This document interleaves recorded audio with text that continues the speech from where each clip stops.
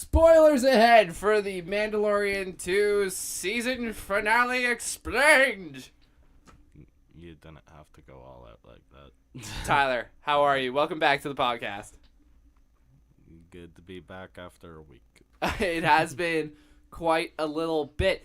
Anyway, folks, we're talking about the Mandalorian season 2 finale, so if you're a Star Wars geek, hang around. If you're not a Star Wars geek, hang around anyway. It's awesome. We're here to hype this up and be hyped about it. So, ready? You've been warned. 3, 2, 1.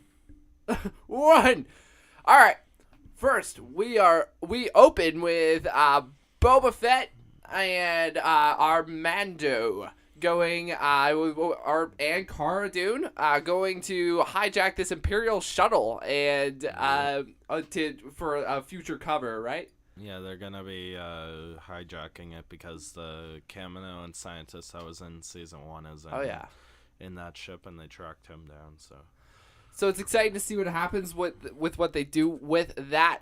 Next up, this is kind of a funny scene in and of itself. I'll just start us off with the Millennium Falcon actually being seen just briefly at the bottom of the frame when Mando and Boba are coming into... Where is this planet? I don't even know. Did they specify? I think it's possibly I don't even some know. kind of desert planet. They didn't really define which planet it was. All that I know is that it has a lot of factories on it. So yeah, it's likely that Han or one of the trio, one of the gang, is at this bar that they're at. In which case, Corellia. Who knows? Yeah, right. Go watch the Bad Batch podcast. In any case, Mando and Boba walk into this bar. And it starts like the beginning of a two guys walking to a bar joke. Everybody has pretty much scared faces as they walk into the bar. Exactly. There's Mandalorians in here. Yeah. And then we see that Bo-Katan and her female Mandalorians are with her as well. So her and Boba fight, and it's kind of harmless fight. They have a little bit of a argument because of Boba being a clone and what had happened with the Empire pretty much wiping out most of the Mandalorians. Yeah. So yeah, Bo-Katan and her friend don't exactly take too kindly to Boba being there, but at the same time, like, they do need Boba there, so yeah. Precisely. Anyway, they agree to come with them to go rescue the kid, to go rescue Grogu. So, Mando, in Bo. exchange for that, Bo-Katan gets the Darksaber and the cruiser for her conquest of taking back Mandalore, so... Yeah, so Mando, Bo, Fennec, and Cara Dune this is the plan. Boba is going to shoot down at their shuttle that they hijacked earlier on in the episode. The shuttle is a cover to get inside the cruiser. That's just it, to get the start, and then they're going to go in guns blazing. But Boba is the one who's going to look like they're attacking them. They're going to go all crazy like, oh man, we need immediate docking. We need to come in now. So they send a couple TIE fighters out to Boba. Moff Gideon, being smart, tells them to not come in and that he's going to send out TIE fighters, but...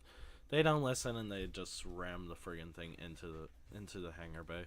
And the two TIE fighters that get sent to go after Slave 1 miss completely, and then once they're inside of the cruiser, Boba just offs both of them with ease. It literally, I think it's 2 seconds of screen time that it took Boba to just take down. Yeah, bang bang is literally what happened. So what happens next is we get to go to the bridge. Now, Moff isn't actually here. This is a still I pulled off. So Bo, Fennec, and Cara Dune all coming guns blazing. We'll see what Mando's doing in just a second, but they come in guns blazing, clear the room. Moff isn't actually here. He's hanging out with the kid in the little chamber that he had him in. The little prison cell. Yeah, the little prison cell in his little baby shackles, but... brig.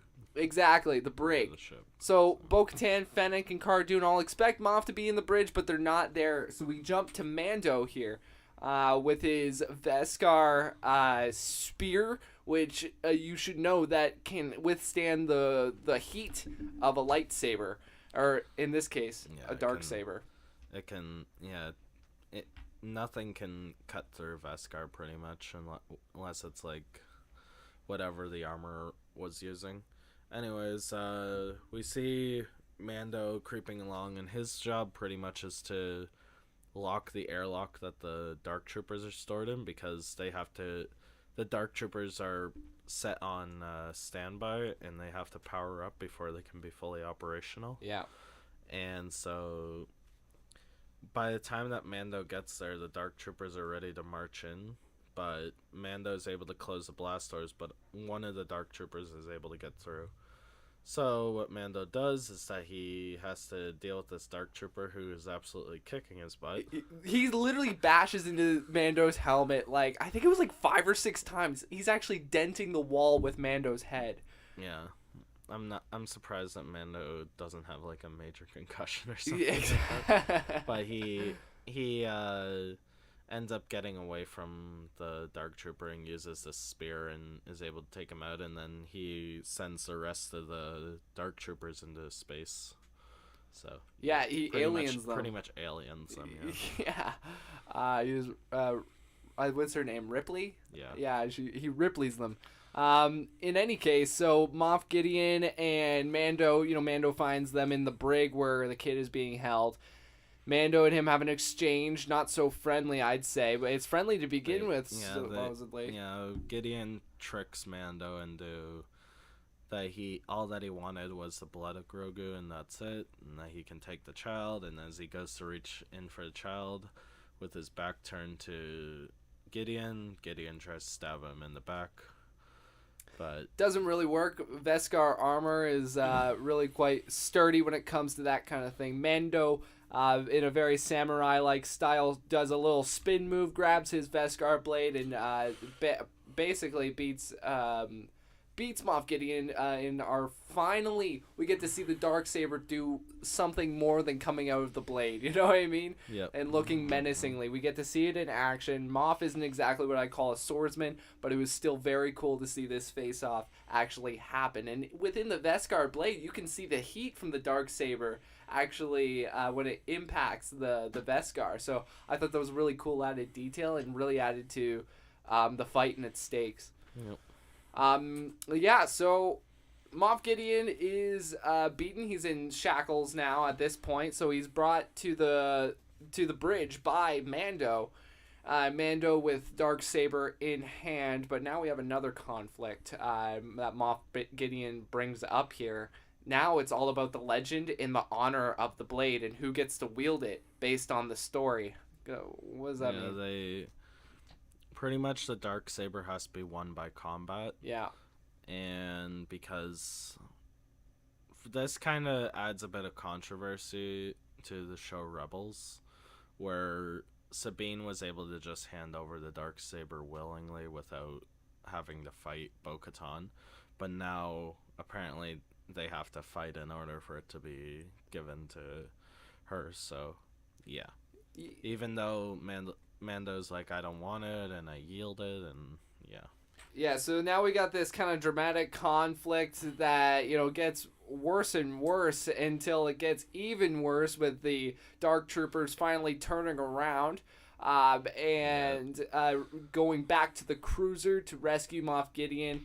Moff Gideon actually says the Dark Troopers are able to kill all of them except for Moff Gideon and the kid. That's what they're programmed to do. Yeah, they really didn't realize that they're droids and that they have jetpacks on them.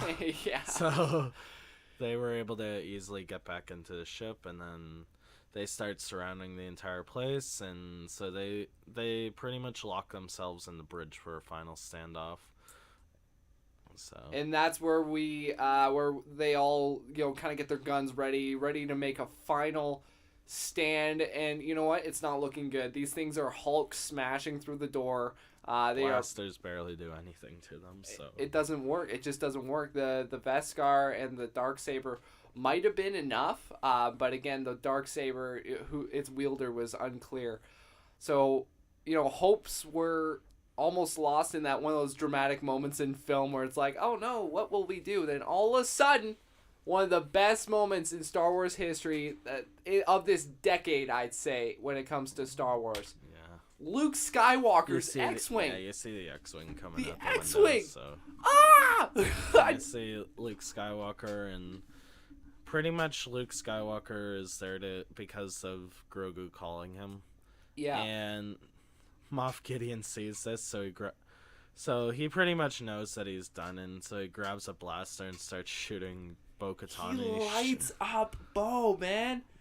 And we honestly thought that Bo died, but and then he tries to kill the child, and then he's stopped by Mando, and then he tries to off himself, and then he's knocked out by Cara Dune. So the future of Moff was kind of left at his knocking out, but whoa!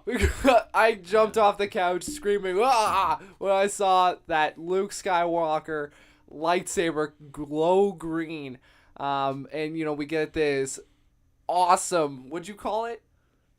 What? Slaughter. You said slaughter, right? It's pretty much a slaughter of the Dark Troopers, Yeah. So we get this huge scene of Grogu watching Luke Skywalker just kind of tear through these like it's nothing. Like, we've seen these Dark Troopers take a lot of heat this whole season. We've even had a lot of buildup, and just to have them kind of squished and crashed, and and we get to see Luke. He's at this point gone a lot more farther in the Force, and he now knows how to use different abilities like Force Crush and all that, which we see with this soda can here. This poor soda can. Something that was kind of weird though in this scene. So there's probably 10 Dark Troopers that are standing behind the blast door to the bridge, and there's an elevator behind them. So they all face the elevator to ready for Luke Skywalker. And there's a counter at the top of the elevator, and pretty much once it hits the floor that they're on, it pans to one of the Dark Troopers, and the Dark Trooper tilts its head like, what? Why? They're not. What? They're not even artificial intelligence. You would expect that if Luke Skywalker somehow got around them, but in that moment it had a slapstick kind of old droid vibe to him. But we finally get that face reveal where we get Grogu and Luke Skywalker finally coming face to face, eyes to eyes. This was such a big moment. I mean, the CGI is actually really, really great on Luke Skywalker. I think it looks pretty well. It kind of looks like a video game. Mark Hamill is obviously an older man now, so he couldn't really do this. I'm not sure if he was the body double or what have you, but we got that butt chin. That's what counts. He kind of had a little bit of a different voice to him. So he did, yeah. I don't think it's Mark Hamill. I think it is a body double. Yeah, that was a bit odd. Maybe it might be Sebastian Stan. Who knows? Bring Sebastian Stan, but he's busy with Falcon and Winter Soldier. We won't bother him. So here's kind of my theory, or the rating theory going on around Instagram and stuff like that. That at this moment where Grogu lights up on the Seeing Temple, that's where this flashback from the Rise of Skywalker, where Luke is hesitant in his fight with Leia for a second. So he connects with Grogu. This is what's happening right here. He connects with him. It's just a theory, not confirmed, but this is his connection. This is where it's go time. So you got to think, prior to this Mandalorian scene, we were actually seeing what Luke was doing before this. He was training Leia. So it maybe leads me to believe that Leia and Grogu might grow up together in their training. Yeah, maybe. Yeah, I don't know. And then with Luke taking the kid, finally we get to see this bond that everyone keeps hyping up. I know from personal experience with watching Mandalorian Season 2, I had trouble when it came to recognizing the bond that everyone kept saying. All these characters, Ahsoka, Bo, and even Mayfeld, you got this bond with this kid, or Cara, they got his kid. I never saw that, but once Pedro Pascal finally showed his face, I saw the emotion in his eyes, and that bond became a little real for me. So, finally. This is kind of a moment where he's pretty much saying, forget the creed, and that all that matters is that he was able to complete his journey and get the kid to safety, pretty much. So it's poetic in a way, and thematic as well. It's a little bit. Perfect. Now, we got to talk about, after the credits roll, the Book of Boba. Now, let's talk about this credit scene first. So, pretty much we see Slave 1 heading to the planet of Tatooine, and we see Jabba's palace, and then it goes to inside the palace, and like we see a bunch of bounty hunters and the pig guards and all that, and we see Bib Fortuna has taken over, and if you don't know who that is, he was Jabba's right-hand man in the original trilogy. And you start hearing blaster shots, and so Bib sends two of the guards that were protecting him to go investigate what was going on, and we see Fennec Shroud take them out, and then you see Boba coming downstairs, and Bib's like, "Oh, Boba, how are you doing? Thought you were dead, man. I thought you were dead." Yeah, this is awkward. And Welcome back, Boba buddy. pretty much just offs him with a simple blaster shot to the chest without saying a word, and pretty much takes the throne for himself. Can we appreciate the fact that Boba's got his original gun here? Yeah. Like, finally. I don't think he's had it throughout Mandalorian Season 2, but he reclaimed it, so that was really cool. Yeah, in the episode where we saw him fighting, he used the weapons from the Tusken Raiders, but now we actually see him with his original blaster, so... Now, yeah. We close out the post-credit scene with this. It looks iconic already. It came out today, but it looks iconic already. We got Fennec down in some blue juice, and then we have Boba claiming the throne of Jabba's palace. Yeah. Wow, he's become almost like a king of himself, as if it was something he was working towards. But then it closes out and it says the Book of Boba coming December 2021. So a year from today, we'll be talking about this series or this. Is it a book? I mean, it kind of sounds like it's going to be a TV series. It might be a spin-off series, which I'm hoping that it is, because I don't want to read it. Yeah. I would much rather watch Boba kicking butt and probably starting to run his own gang and all that. That would be pretty cool. Yeah, and I heard rumors recently that they were filming a Boba Fett series, but I didn't believe it. Not a lot of people did. So when this comes to saying that the Book of Boba is coming, I predict that this is in fact a series.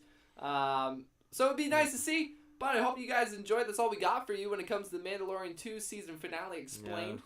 Hope you guys learned something. We unfortunately won't be seeing more Mandalorian until possibly next October, so... Yeah. Which really sucks, but it is what it is, so... It's on a yearly thing, like with TV and stuff. Pretty like much, you said, yeah. It is what it is.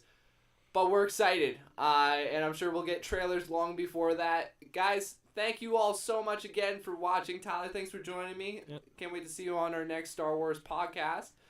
Thanks, guys. Adios.